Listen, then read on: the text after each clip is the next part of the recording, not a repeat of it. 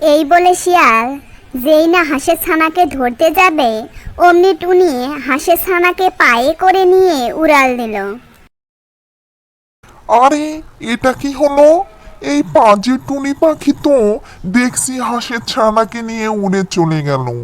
এখন আমি কি করব? টুনি পাখি, আমি তোকে একবার হাতে লাগালে পেলেই নেই, তারপর তোকে আমি আচ্ছা করে মজা দেখাবো। এই বলে দুষ্টুবাজি শিয়াল সেখান থেকে চলে গেল আর টুনি হাঁসের ছানাকে নিয়ে তার বাসায় চলে গেল। শোনো ছোট্ট হাঁসের ছানা, আমি তোমাকে আমার বাসায় নিয়ে এসেছি। তুমি তোমার মাকে খুঁজে পাওনি, তাই আজ থেকে আমি তোমার মা। এখন থেকে তুমি আর আমি মিলে তোমার মাকে খুঁজে বের করব।